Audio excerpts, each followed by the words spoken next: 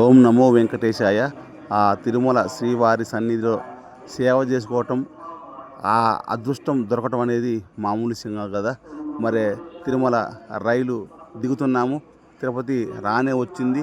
ఎన్ని రోజుల నుంచో ఎదురు చూస్తున్న మరి ఆ తరుణం రానే వచ్చింది. తిరుమల వచ్చేసింది. కాకపోతే మేము ఇక్కడ రేణిగుంటలో దిగాము. ఈ ట్రైన్ వచ్చేసి రేణిగుంట నుంచే వరకే ఉందన్నమాట. మరి ఆ దూరం నుంచి ఆ తిరుపతి కొండలు చూస్తుంటే ఎంత చక్కగా ఉన్నాయో. ఆ ఏడు కొండల వాడు పిలుపు రావటం అంటే మామూలు విషయం కాదు. మరి మా వాళ్ళు అందరం కూడా రైలు దిగాము. వీళ్ళంతా కూడా కొత్త బ్యాచ్ అనమాట. మొత్తం 16 మంది టీము. మరి నాతో పాటు వాళ్ళతో పాటు నేను, నాతో పాటు వాళ్ళు అందరం కూడా కొత్తగూడెం, పాలవంచ, వైజాగ్, విజయనగరం అంతా ఎలా కలిశారో నాకైతే తెలియదు వాస్తవంగా. వాళ్ళతో పాటు నేను కూడా ఇక మనిషికి రకమైన బ్యాగు, అన్ని బట్టలు, అన్ని రకాలు. ఇక రేణిగుంట నుంచి బయటకు వెళ్తున్నాం. బయటికి వెళితే అక్కడ నుంచి తిరుపతి కొంత దూరం ఉంటుంది. తిరుపతి వెళ్ళి తిరుపతి నుంచి మళ్ళీ కొండపై ఎక్కాలి. ఆ రైలు అక్కడ వరకే ఉందన్నమాట. రేణిగుంట జంక్షన్, అది పెద్ద జంక్షన్. ఏ ట్రైన్ అయినా సరే అక్కడ ఆగాల్సిందే. అర్థమవుతుంది కదా. మేము బయటికి పోయిన తర్వాత ఇక్కడ ఆటోలు, జీబులు, వ్యాన్లు అన్ని సదుపాయాలు ఉన్నాయి. బస్సులు కూడా ఉన్నాయి, కానీ బస్సు ఎప్పుడు వస్తుందో టైం తెలియదు కదా. మరి ఇక్కడ మా వాళ్ళు ఏం చేశారంటే డైరెక్ట్గా కొండపైకి మాట్లాడారు. సేవా సదన్, మనం పోయేది ఎక్కడికి సేవ అంటే సేవా సదన్ అనే బిల్డింగ్ ఉంటుంది కదా, ఆ బిల్డింగ్ కాడ డైరెక్ట్ వ్యాన్ మాట్లాడారు. వ్యాన్ మాట్లాడితే ఆయన బేరం కుదరట్లేదు, ఒకటే గోల చేస్తున్నారు. ఆయన రావట్లేదు, ఇంకొకరిని రాయట్లేదు. అంత ఒక కట్టు టీం ఉందన్నమాట వాళ్ళ కాడ.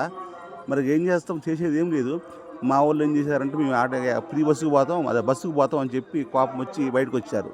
బయటకు వస్తే అతనే ఆటోమేటిక్గా వచ్చేసి నేను వస్తాను వచ్చాడు. 180 రూపాయలు అన్నమాట, మనిషికి 180 రూపాయలు పడ్డది. మరి వ్యాన్ చూసే కదా. ఈ సినిమా చూస్తే నాకు అప్పట్లో రాయలసీమ బాలకృష్ణ గారి సినిమాలు ఉన్నట్టే అనిపించింది. మామూలు బ్యాగులను పైన వేసినాం. మరి మొత్తానికైతే జనం అందరం కూడా ఆ వ్యాన్ ఎక్కినాం. వ్యాన్ ఎక్కిన తర్వాత ఇక కొండపైకి 1 గంటన్నర పట్టింది మొత్తం ప్రయాణం. మా వాళ్ళు ఊరుకుంటారా, పోయేటప్పుడు ఆడవాళ్ళు ఏమైతే కట్టారో స్నాక్స్ మొత్తం కూడా బయటకు తీశారబ్బా. బయటకు తీసి ఇక తింటాం మొదలు పెట్టారు. చూడండి, మేము కొత్త కాబట్టి కొన్ని స్నాక్స్ తీసిపోయాము. కానీ మాతో పాటు వచ్చిన వాళ్ళంతా కూడా చాలా సీనియర్లు, 4-5 సార్లు వెళ్ళారు ఆల్రెడీ.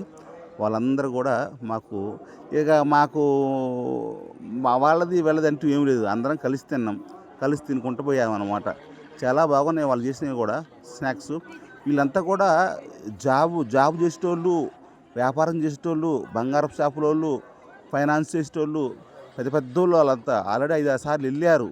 వాళ్ళతో పాటు అంత సీనియర్లతో పాటు నేను ఫస్ట్ టైం పోవటం అనేది నా లక్కు. ఇక తిరుపతి నుంచి గంట పట్టింది. నేను పక్కన వెంకటేశ్వర స్వామి బొమ్మ ఉన్న కాడనే కూకున్నా. ఆ బొమ్మను చూస్తూ ఉంటే, ఆ వీడియో తీస్తూ ఉంటే నాకు భలే కనిపించింది తిరుపతి. మరి ఆ సుమోలో పోతుంటే బస్ థ్రిల్ అనిపించింది. అక్కడ నుంచి మనకి తిరుపతి కొండలు పడుతూ ఉంటాయి దూరంగా. ఓం నమో వెంకటేశాయ, గోవింద గోవింద అనుకుంటూ. అసలు ఎంత చక్కగా, ఎంత బాగున్నాయో 7 కొండలు. ఆ యాప్ చూస్తుంటే, ఆన్లైన్లో బుక్ చేసినప్పుడు యాప్ చూస్తుంటే ఎలా ఉంటుంది, సేమ్ అదే అనమాట. ఇక అక్కడ నుంచి చెకింగ్ పాయింట్కి వచ్చాము. ఎక్కడ ఎమ్మటే నాకు దిగాలనిపించింది. అసలు ఒక ఫోటో తీసుకోవాలనిపించింది, ఒక వీడియో తీయాలనిపించింది. కానీ ఆటోమేటిక్గా వాళ్ళే ఆపారు. ట్రాఫిక్ పెరిగిపోయింది, ఫుల్ కార్లు. ఎప్పుడు నేను బస్సులో పోతుంటే నాకు అర్థం కాకపోయేది ఇక్కడ. కాకపోతే ఈసారి సుమో వచ్చినాం కాబట్టి ట్రాఫిక్ వల్ల దిగామన్నమాట. ఇక్కడ ప్లాస్టిక్ బాటిల్స్ కానీ, తర్వాత బ్యాగులు చెక్కింగ్ అన్నీ ఉంటాయి. మత్తు పదార్థాలు కానీ ఇవన్నీ చెక్కింగ్. మన బ్యాగులు మొత్తం చెక్ చేస్తారు, మన్నీ చెక్ చేస్తారు. చెకింగ్ పాయింట్ అంటారు దీన్ని. బస్సులో వచ్చినా కూడా చెక్ చేస్తారు ఖచ్చితంగా. అందరూ చెక్ చేసి తిరుపతి పైకి వెళ్ళాలి.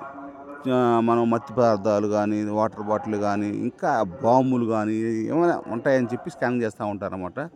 ఇక్కడ ఒక వెంకటేశ్వర స్వామి కూడా విగ్రహం చూశాను నేను, ఎంత బాగుందో అసలు. అది షార్ట్ వీడియో తీశాను అనమాట. ఈ జీప్ వెనక కూడా వెంకటేశ్వర స్వామి చూడండి ఉంటుంది భలేగా. అసలు 7 కొండల వాడ వెంకటరమణ గోవింద గోవింద. ఇక్కడ వచ్చి వెలిసేవయ్యా నాయన, ఎంత అందమైన ప్రదేశం.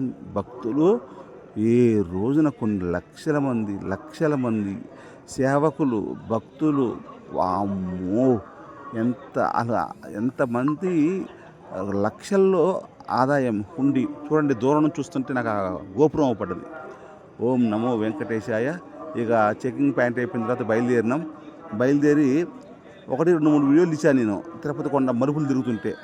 అసలు అప్పట్లో ఈ కొండకి దారి ఎలా చెక్కారో, ఎలా కట్టారో, ఎలా వెహికల్స్ ఈ బస్సులు పైకి వెళ్తున్నప్పుడు కూడా డ్రైవింగ్ ఎలా చేస్తారో, ఎంత సీనియర్లు భక్తులు కూకుంటూనే కళ్ళు తిరుగుతున్నాయి. అట్లాంటిది వాళ్ళు బస్సు ఎట్ట తోలుతున్నారో కదా, అద్భుతం. ఓం నమో వెంకటేశాయ. అద్భుతం అంటే అద్భుతం. ప్రైవేటు వాహనాలు, ఇంకో విషయం ఏంటంటే ఇక్కడ ఎక్కేది ఒక దారి, దిగేది వేరే దారి. ఈ 2 దారులు కూడా ఎట్లా చేశారో ఏంటో. మా వాళ్ళంతా కూడా తిరుపతి అందాలు ఆస్వాదిస్తున్నారు. మరి ఇక్కడ నుంచి వెంకటేశ్వర స్వామి మనకు అవపడతాడు, కానీ నేను దానికోసం చూస్తున్నా, నాకు కనపడలేదు. చూడండి, మీరు చూస్తున్నారు ఆ రాళ్ళు ఎంత బాగా చెక్కారు, అసలు ఎలా చెక్కారు, అద్భుతం. నాకైతే అప్పట్లో నేను ఫేస్బుక్లో చూసాను ఒక పోస్టు, వాళ్ళు అన్నమాట, ఇది సేవా సదన్, మీరు చూస్తున్నారు కదా సేవా సదన్. అదేమో మీరు చూస్తున్నది మహిళలది, ఇదేమో మగవాళ్ళది. మహిళలది ఇక్కడ డైరెక్ట్గా ఇక్కడికి వచ్చింది. తర్వాత బ్యాగులన్నీ దింపితే ఇంకా కొంతమంది వెనకాల వేరే ఊరి నుంచి రావాలంట, వైజాగ్ అట్టేపు నుంచి అనేది శ్రీకాకుళం నుంచి రావాలంట. వాళ్ళ కోసం మేము ఆగాము. ఇక ఆగి టిఫిన్ చేసాము. ఇక్కడ టిఫిన్ కూడా చేసి కొద్దిసేపు బొంగడుకొని కూకున్నాము. దాని తర్వాత ఇక్కడ నుంచి మనం మన ఆధార్ కార్డు, మన కాగితం, ఇది టికెట్ 2 తీసుకొని లోపలికి వెళ్ళాలి. ముందు ఈ ఇళ్ళకి లోపలికి వెళ్ళి మన రిజిస్ట్రేషన్ చేసుకోవాలన్నమాట.